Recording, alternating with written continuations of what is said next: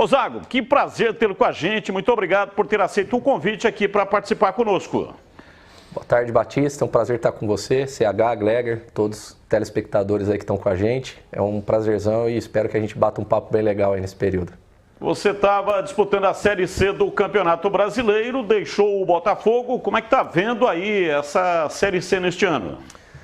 Então, ela mudou o formato esse ano, né, Batista? Foi um pedido aí das equipes, é uma coisa que ainda tem que ser avaliada. Eu acho que tem pontos positivos e pontos negativos. As logísticas na Série C são muito mais complicadas que nas outras divisões de cima, porque os clubes não necessariamente são das capitais, então você faz viagem de ônibus, avião, ônibus, e os clubes estão se adaptando. A gente mesmo passou um período desse, sofreu um pouco nos jogos fora, e eu acredito que agora os clubes devem estar começando a se ajustar, porque essa primeira fase é pesada. Ela é pesada mesmo, mas está bem equilibrada. Piorou do regulamento que era o ano passado, porque o ano passado eram dois grupos, né?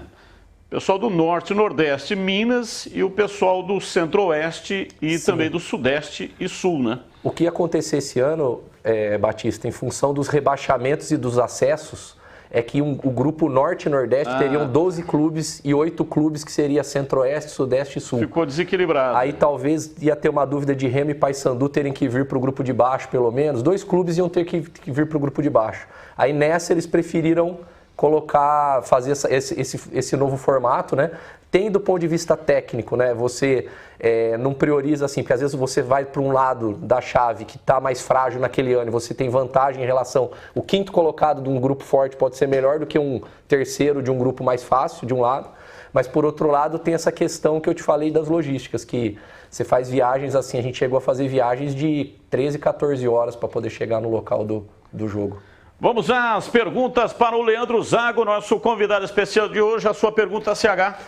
Zago, muito bom estar aqui com você. A gente tem um respeito muito grande pelo seu trabalho, você sabe disso. Zago, eu tenho visto na montagem dos times a colocação de... Muitos times têm dado oportunidade mais para jovens valores. Nós passamos por uma pandemia e isso financeiramente arrebentou muitos. A maioria dos clubes está com dificuldade ainda em virtude da paralisação e da pandemia. E eu nunca vi um número tão grande de jogadores de uma idade de 30 a 36 anos, uma quantidade desempregada. Aqueles medalhões perderam espaço no futebol brasileiro. Nós estamos vivendo um novo momento. Esse momento é de oportunizar mais a garotada ou é uma questão financeira? O pessoal não está comprando ou contratando os experientes para colocar a rapaziada, a molecada, porque está sem dinheiro para contratar. Boa, CH. Eu acredito que você tenha bastante razão nessa questão e acho que é uma questão de mercado mesmo. A pandemia ela acelera processo, isso é fato, né? Então, várias coisas do mundo tecnológico e tal, e no futebol foi assim. Muita coisa que talvez fosse acontecer em 10 anos está acontecendo agora. Essa daí, os clubes estão investindo muito em tecnologia e hoje eles se apoiam em muitos dados para poder contratar um jogador. Então, aquele jogador que vinha por nome, que vinha para poder trazer a torcida, mas que não se comprovava em campo, eu vejo que os clubes estão evitando um pouco mais. Isso tem acontecido também nessa aposta com outros perfis de treinador. Acho que hoje o estrangeiro e o mais jovem, né? Ou você vai, quando tem muito dinheiro, traz um estrangeiro, quando não tem, vai no mais jovem. Mas acho que a busca por informação hoje tem tido um apelo maior do que trazer nome, né? Acho que esses jogadores que já não conseguem mais entregar desempenho e com os jogos, né, com a pandemia, espremeu o calendário esse ano em função da Copa do Mundo, o jogador mais velho está tendo muita dificuldade para jogar. Gleger, a sua pergunta ao Zago. Bom, primeiro mandar um grande abraço, um cara que eu respeito também, parabenizar pelo seu trabalho, o Zago, a gente tem acompanhado, né? E eu costumo dizer o seguinte, né? Eu já tive como técnico também dessa geração um pouco mais nova, né? E o que me incomodava muito, aliás, foi um dos motivos que eu meio que dei uma parada com isso, é a instabilidade.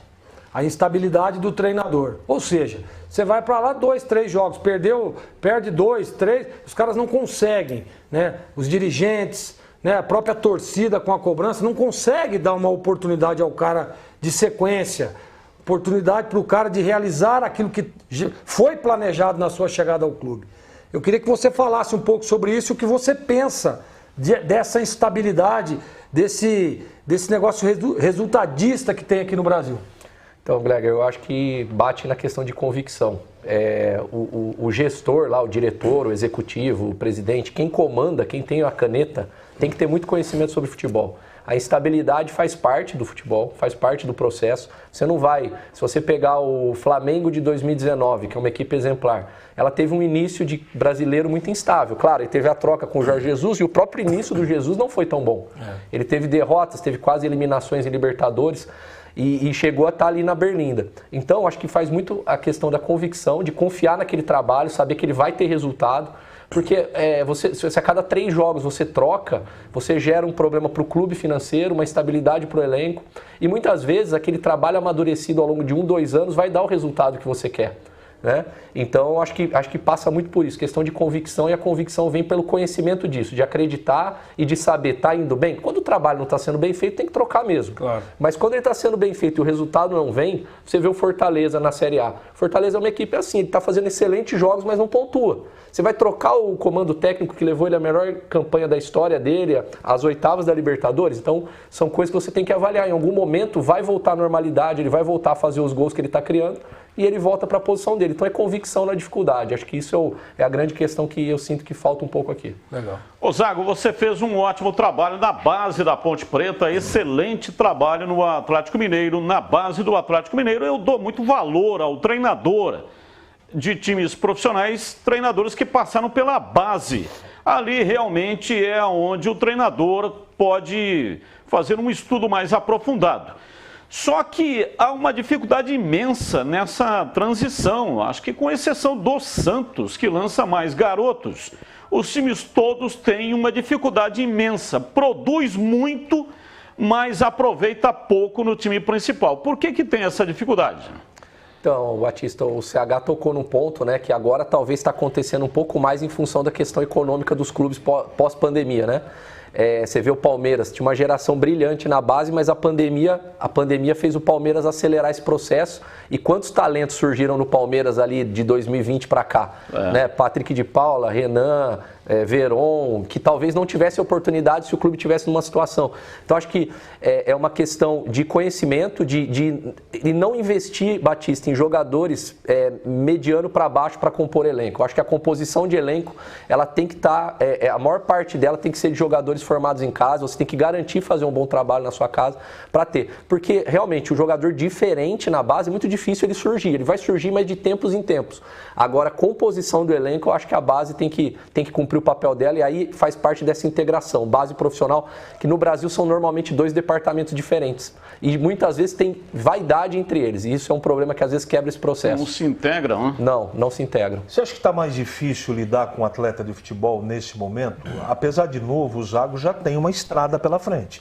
Lidou com um garoto, já está trabalhando um tempinho nos times profissionais.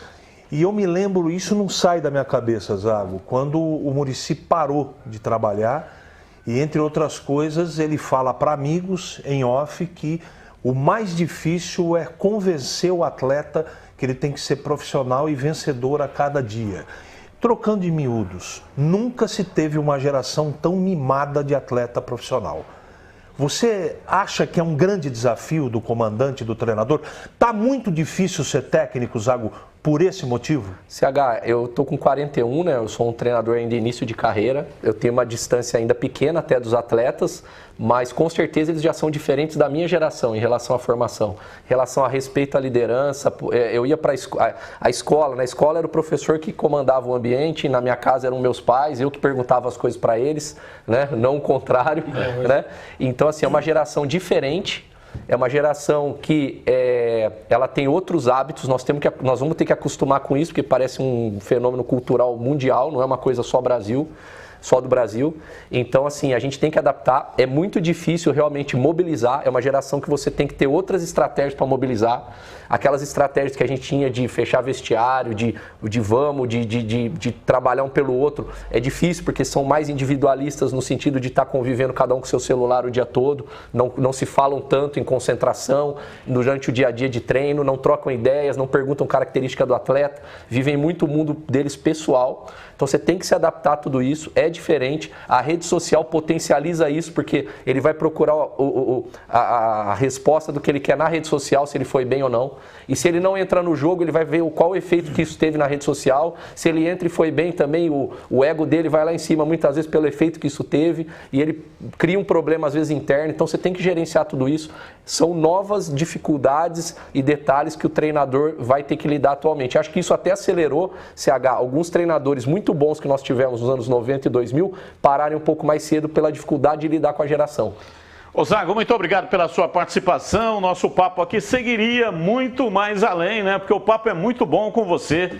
Mas temos o programa aqui na sequência. Muito obrigado pela sua participação. Sucesso aí na sequência da sua carreira. Batista, muito obrigado pelo convite. Um prazer estar com esses craques que eu estou aqui hoje, tá? E fico aí à disposição para voltar aí quando você puder. Um abração para todos que nos acompanharam.